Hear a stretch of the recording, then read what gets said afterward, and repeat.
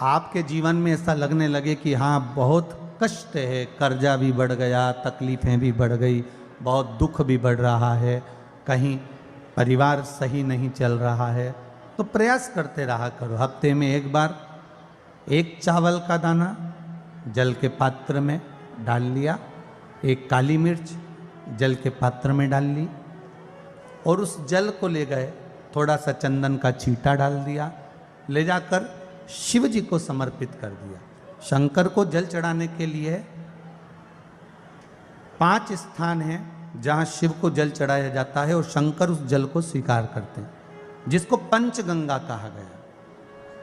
5 स्थान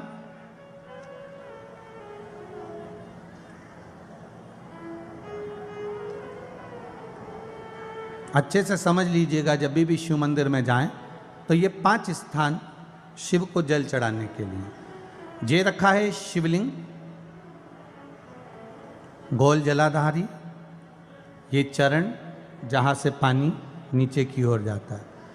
शंकर भगवान के 13 बच्चे हैं, 13 की 13 बच्चे, शिव जी का संपूर्ण परिवार, 33 कोटि देवता, 64 योगनियाँ, सब शिवलिंग के आसपास में।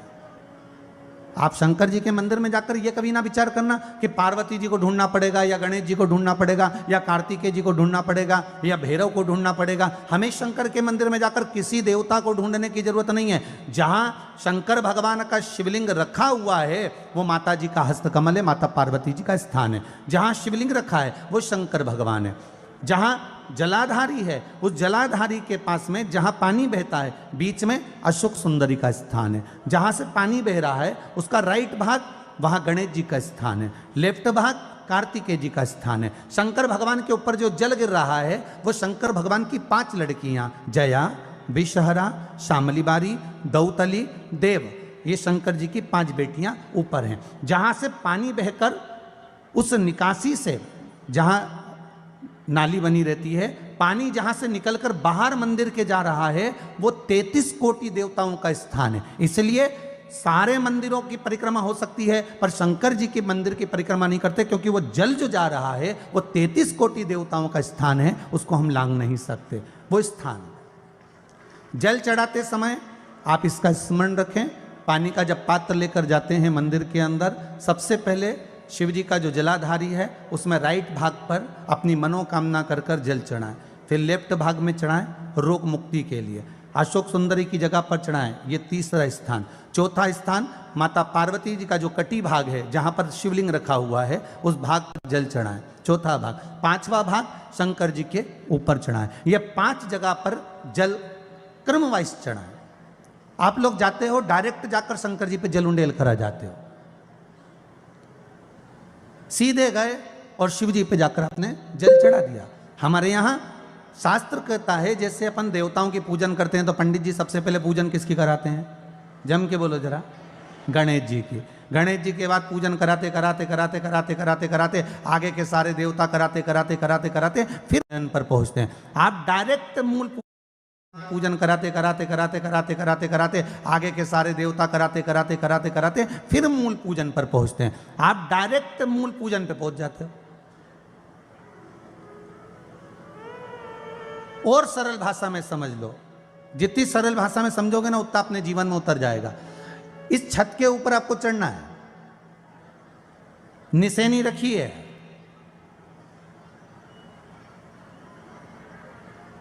पाए लगे हुए हैं, आप कैसे चढ़ोगे? एक एक पाए पर पांव रखकर चढ़ोगे कि डायरेक्ट पहला पे रखोगे आखिरी पर? जम के बोलिए जरा, एक एक पाए पर पांव रखोगे ना कि धीरे धीरे हमको चढ़ना है। उसी तरह शिव मंदिर में पहुंचने के बाद पहला गणेश स्थान, कार्तिकेय स्थान, अशोक सुंदरी का स्थान। अशोक सुंदरी के स्थान पर जल क्यों चढ़ाया जाता है? क्योंकि भगवान शंकर की सबसे छोटी लड़की जो है वो अशोक सुंदरी है। और ये जो छोटी लड़की है अशोक सुंदरी, ये नारी को अखंड सौभाग्यता का वर प्रदान करती है। कौन सी नारी को? किस नारी को अखंड सौभाग्यता देती है? तो महाराज शास्त्र कहता है जिस नारी के भाग्य में लिखा होता है कि उसको वैधव्य होना है, इसके पति को समाप्त होना है। अगर वो नारी अशोक सुंदरी वाली जगह पर जल चढ़ा देती है तो पति पर अगर काल भी मंडरा रहा होता है तो माँ अशोक सुंदरी महाकाल से कहकर काल को टाल देती है। वो अशोक सुंदरी का स्थान, वो माता अशोक सुंदरी का स्थान।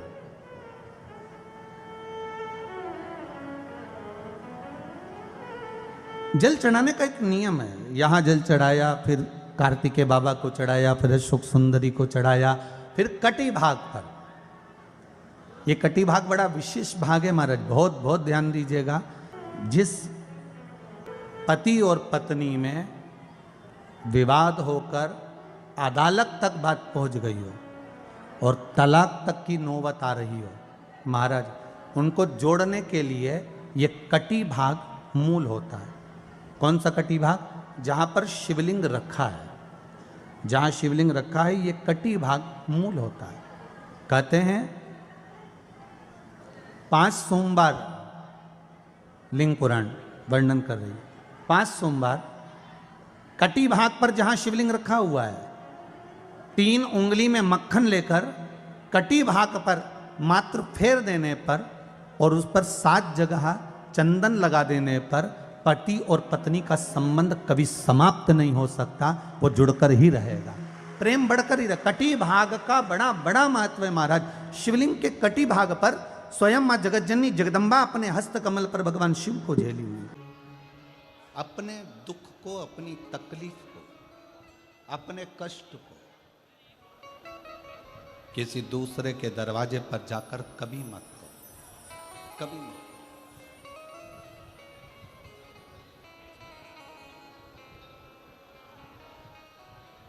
अपने दुख को, अपनी तकलीफ को शिव जी के मंदिर में जब 1 लोटा जल चढ़ाने के लिए जाओ, जब शिवालय में 1 लोटा जल लेकर जाओ, जल चढ़ाते समय पंचाक्षर षडाक्षर मंत्र का जाप, श्री शिवाय नमस्तुभ्यम का जाप करो। और जब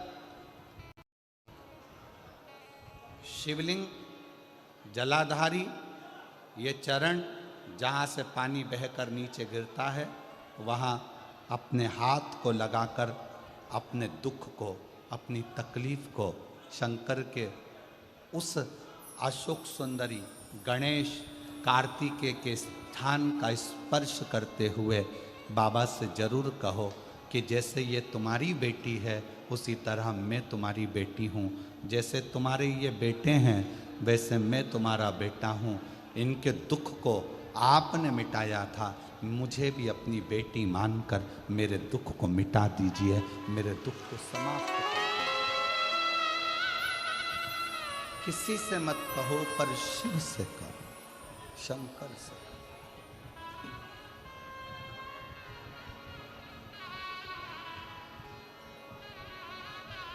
जब आप चरण पकड़कर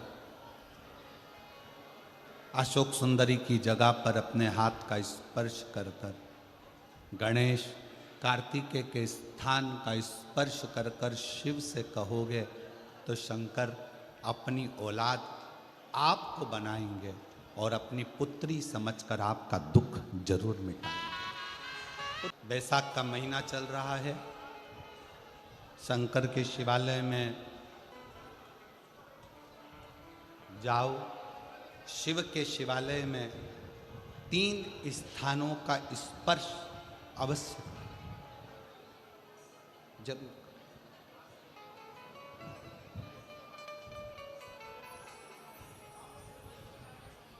किसी किसी मंदिर में शंकर जी के शिवलिंग को छूने नहीं देते, जैसे दक्षिण साइड में, साउथ में।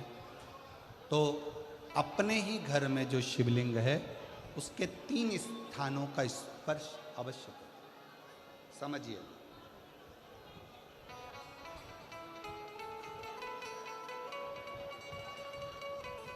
पहला, शंकर भगवान के जहाँ से जल बहता है उस स्थान, ये जलाधारी है, जल बहता है, ये शिवलिंग है।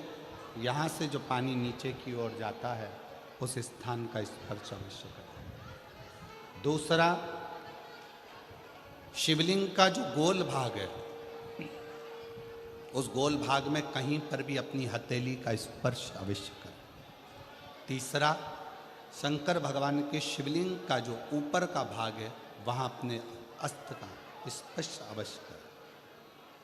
तीनों स्थान पर ब्रह्मा, विष्णु और महेश का स्मरण करते हुए जब वैशाख महीने में आप शंकर भगवान को जल समर्पित करें। शिव जी को जब वैशाख के महीने में जल दिया जाए तो दोनों हाथ से अंजलि में कलश रखकर शंकर भगवान की अपने हाथ की अंजलि में जल रखकर शिव जी को जल अवश्य समर्पित करें। शिवरात्रि के वैशाख महीने की शिवरात्रि पड़े, वैशाख महीने की प्रदोष पड़े तो एक बेलपत्र शंकर को अवश्य समर्पित करें। मान लो गर्मी बहुत तेज है, पेड़ों पर बेलपत्र नहीं मिले तो एक दुर्वा शिव को अवश्य समर्पित करें। मान लो बहुत तेज गर्मी पड़ने पर, या रतनगढ़ में तो हम देख रहे हैं रजी रज धूली धूल इतनी है, मिट्टी इतनी है कि यहाँ तो दुर्वा मिलना भी बड़ा मुश्किल है, तो एक चावल का दाना शिव को जरूर समर्पित करो। उतने में, उतने में।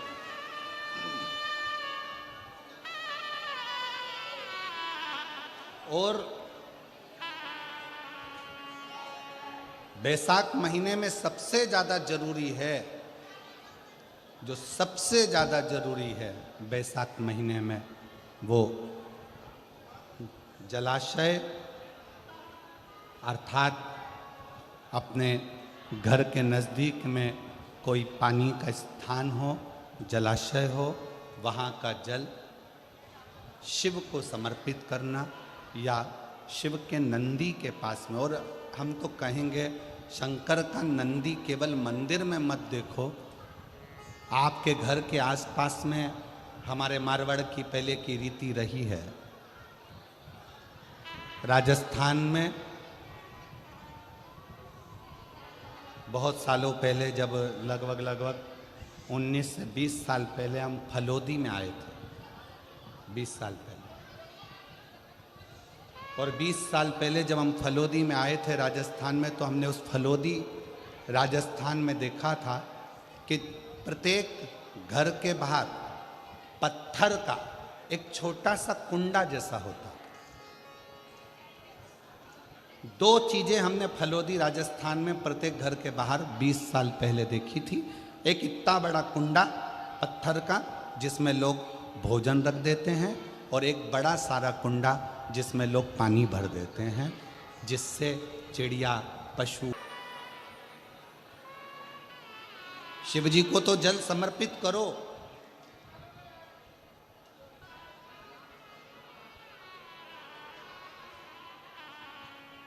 साथ में कोई जीव का भी अगर कल्याण हो जाए आपके एक लोटा जल से, तो उसको भी जल दीजिए, उसको भी।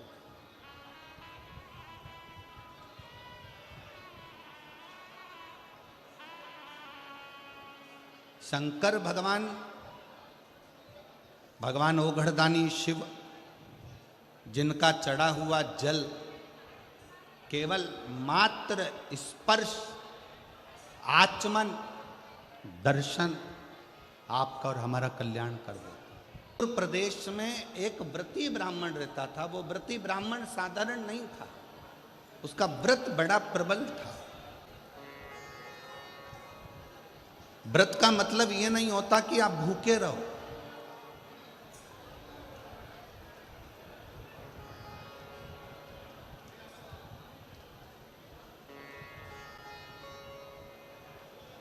भाई श्री हनुमान प्रसाद जी पोद्धर जी ने अपनी वाणी में कल्याण के शिव अंक में, अगर बन सके तो आप पढ़िएगा, कल्याण के शिव अंक में भाई श्री ने एक लाइन लिखी है। भाई श्री ने अपनी वाणी में लिखा कि भगवान को पाने के लिए अगर तुम अपने दिल से एक बार अगर मुख से कह दोगे कि हे प्रभु मैं तुम्हारा हूं और तुम मेरे हो, बस ये बात अगर दिल से कह दी तो परमात्मा भी तुम्हारा हो जाता है और तुम परमात्मा के हो जाते हो।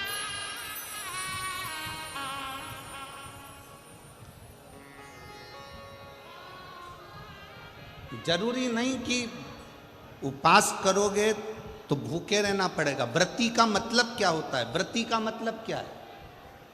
एक सिंहपुर प्रदेश में एक व्रती ब्राह्मण रहता था। व्रती ब्राह्मण का मतलब यह है कि वो कुछ खाए पीने से या उपास रखने से, साबूदाना खाने से, मोरधन खाने से, चिप्स खाने से, वेपर्स खाने से, पपीता खाने से, सेवफल या केला खाने से व्रत नहीं होता।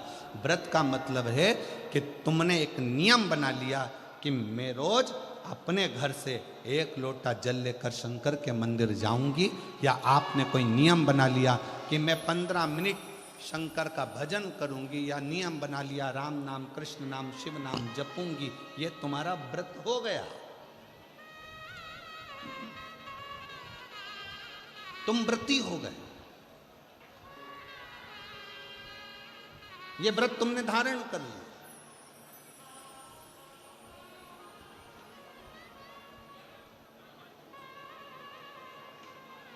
कई माताओं ने नियम बनाया, रतनगढ़ की ही रहने वाली माताएं, कई माताएं रतनगढ़ की ही रहने वाली पंडाल में रह रही है, कई माताएं रतनगढ़ की। उसने नियम लिया कि मुझे 7 दिन कथा सुनना है।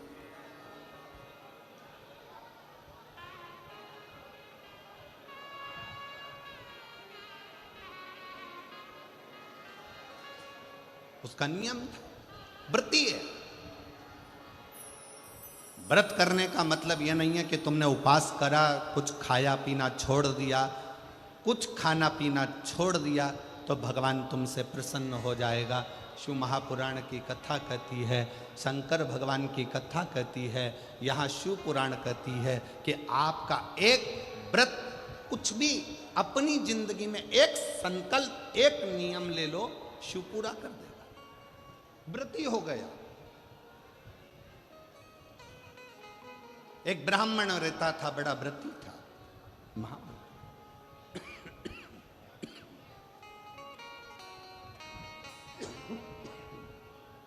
और वो महाव्रती ब्राह्मण, उसकी पत्नी और उसकी बेटी बहुत सुंदर थी। देवलोक की अप्सराएं उसके सामने फीकी थी। ब्राह्मण को ना पत्नी गिनती थी, ना बेटी गिनती थी, ना पत्नी गिनती, ना बेटी। खूब अपशब्द कहते, पत्नी ताना दे देती, आड़ा टेढ़ा बोल देती, अपशब्द कह देती। शिव महापुराण की कथा कहती है, तुम्हारे बच्चे घर में जन्म ले लेना, बच्चों का जन्म आपके घर में हो गया ना, तो पति से निवेदन है, पत्नी को गाली देकर बात ना करे, और पत्नी से निवेदन है, पति को अपशब्द कहकर बात ना करे, नहीं तो आपका बुढ़ापा बिगड़ेगा जरूर। बुढ़ापा जरूर बिगड़ेगा। कारण क्या है? आप अपनी पत्नी का आदर नहीं करोगे तो बुढ़ापे में आपके बच्चे भी आपकी पत्नी का आदर नहीं करेंगे। आप अपने पति का आदर नहीं करोगे तो बुढ़ापे में आपके बच्चे आपके पति का आदर नहीं करेंगे, और तुम दोनों का बुढ़ापा धीरे धीरे धीरे धीरे बेकार हो जाएगा। बेकार। सम्मान करो। अपने बच्चों के सामने कभी मत कहो कि तेरी माँ में अक्ल नहीं है। भले वो पढ़े लिखी नहीं है, भले उसने बीए एमबीए नहीं करा, भले उसने सीए नहीं बनी, भले वो डॉक्टर नहीं, इंजीनियर नहीं, पर अपने बच्चों के सामने ये बात रखो, तेरी माँ के बराबर कोई विद्वान नहीं है, तुझे विद्वान वो बना कर रखेगी, ये निश्चित है।